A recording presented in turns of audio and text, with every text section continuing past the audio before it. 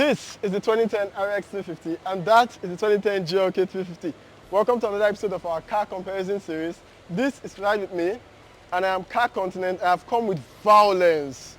You can see I'm wearing matching colors. Well, if you're speaking of violence, I'm in camo today and I'm driving or I carried a black GLK350 2010.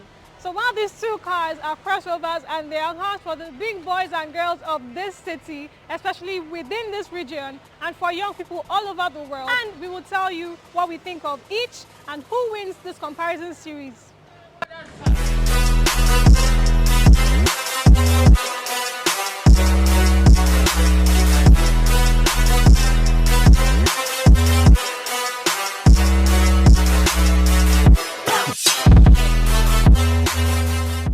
So this is the 2010 RX350, comes with a brand new styling, third generation, comes with adaptive bi-xenon headlamps, more space in the grille to allow perfect air intake to cool the engine down. I have the headlamp washer and then I have this crazy angle of attack that's far better than the GLK. So this comes standard with 19-inch rims. Now see how sexy this car looks, nice curves. Now this comes standard. Power tailgates, reverse camera, and then we have parking assist sensors.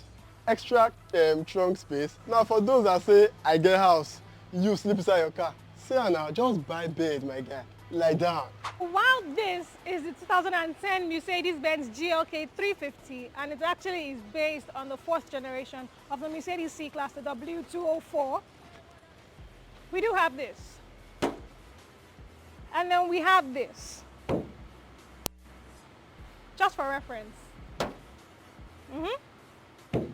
So of course you do have German study material, which is the build on this car. So exterior design, you do have a very boxy shape. This car is very edgy, and in the front you do have a very unique design. I don't think there's any crossover that has this look for their design, especially in 2010. So you do have a very big grille right here with the emblem right in the middle, and then you do have your headlamps, have your fog lamps right there, and then moving on to the side, of course, you do have 20-inch rims right here. On the mirror you do have side indicators, which is beautiful, and further down, just before we get to the back, of course you can see the design, the curves, so it's not all boxy and very edgy just like the G-Wagon, but of course you still get that similar look. This though helps for aerodynamics, so this car will do a pull, but not that much of a pull, but it will still do a pull. Then, of course, you do have an amazing ground clearance. This is so high, it wins in this category between the two cars. Moving on to the rear, however, you do have a very unique design. I am entirely in love with the rear of this car. I think this is where the main beauty of the car actually falls. And then you do have two exhaust tips because of the baby beneath the hood. But if I would just pull this open, we might not have a power tailgate, but we do have enough storage room right here. And then extra storage because I can take the seats down. So unlike in the other car where you can actually live inside and not be able to take a shower, I can just be in this one, have an outside movie night date with Boo, and be able to charge my phone because I have a 12-volt socket right here. So I have the perfect wood finishing for my steering that comes with perfect leather. I have the side view camera. I have this mouse that controls my infotainment system. I have heated and ventilated seats for both front and both seats in the front. We have the memory seat option for 3 drivers, 3 whole drivers. Then we have the moonroof, cup holder for tea, cup holder for beer, cup holder for water, extra cup holder for wine. Every single door has a cup holder, and then we have extra space here for whatever you want to keep.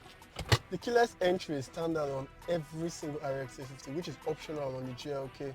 We have McLevison sound system and 10 airbags for safety. Lexus has got you covered. Then we have automatic steering adjuster.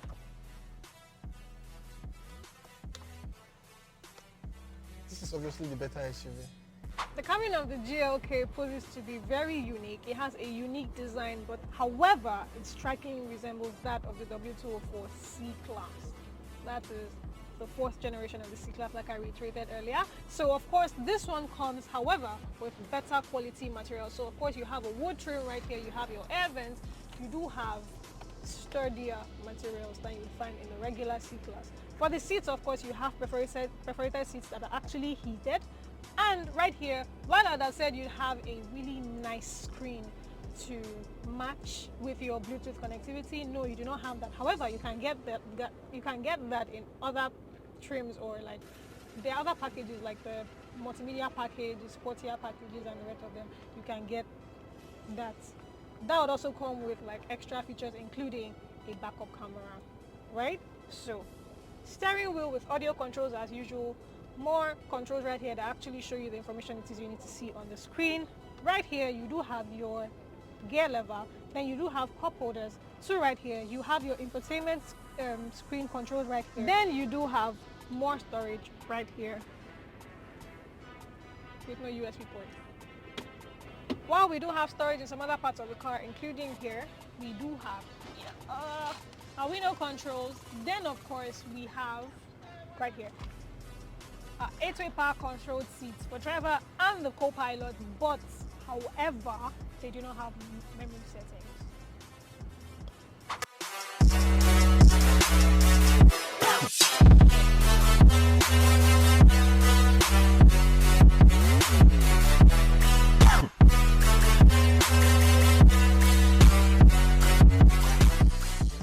So while we're in the second row of this, see these cheats.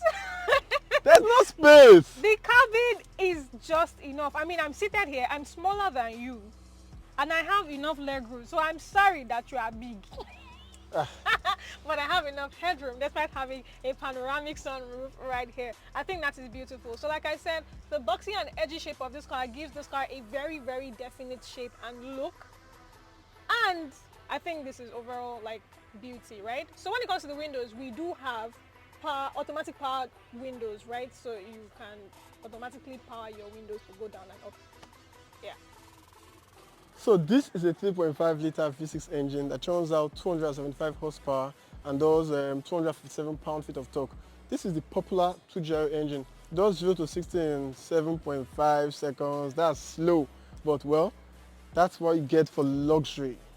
However, this GLK is powered by the same engine that powers the C350 of this year, the M272 3.5 liter naturally aspirated V6, and it is mated to a 7-speed automatic transmission. This car puts out 268 horsepower, 258 pound-feet of torque, and it sends all of this power to either the rear or all wheels of this car.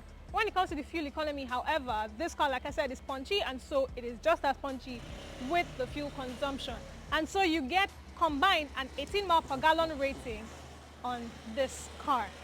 When it comes to the front ride over bumps, however, you do experience that, so it doesn't give you that lousy drive feel. You also do get enough driving or steering wheel response from while driving. Yeah, so the suspension setup is great, and I think the driving experience of this car is very fun. How do I buy a car for 8 million naira, and when I get stranded on the road, maybe a flat tire, I would need a vulcanizer before I can replace my tire? Less trunk space. How on earth would it be optional to have thumb start on a car of 8 million naira, power boots, no reverse camera? Oh, wrong now. You complained about having donut tires on this car, right? But donuts actually do come with the new Lexus cars that were released in later years, which are not even very far off from this one. So. Is it not 2010? Oh, please. Up there. Now, when it comes to this beauty over here, absolutely no fear of anything like changing my steering rack because I drove through flood. Right? Mine is high off the ground, so before my driver will drive a car that water will cover here, he must be mad now. Tell that to lucky people. Anyway, to be able to change the spark plugs of your car, you guys have to actually take out the engine seat. My turn. All wrong now. Why are you stressing your mechanic? do you feel me? You get. Okay, and then something else that I think is very funny is I can park this car on the road and come back in the morning and see my car intact. You cannot do that with this car. They will steal the headlights. They will steal the side mirror. They will steal the tail light. If you even leave them, they will steal the tire. In this Lagos? In this Lagos. They will steal the brain box of your car? In this Lagos? Yes. Okay, at least they will steal brain box of my car. Yes. At least they will still steal the brain box of your car. Yes. We are equal. They don't steal my headlamps. They need it for sale. They need all the parts of your car. If you leave there, they will steal the entire car. They won't even leave room for you. That shows you this is more valuable. That shows you this is just as valuable. But everybody just respects the 3-pointed star. It gives you this aura of authority anywhere it is you go. He's looking at me, but I want you to tell me in the comment section, who do you think won this round of our car comparison series? Anyway, guys, if you're thinking of buying these cars, they are actually really good cars for you to own, and this is why we brought them to you, to ask for your opinion and for you to choose.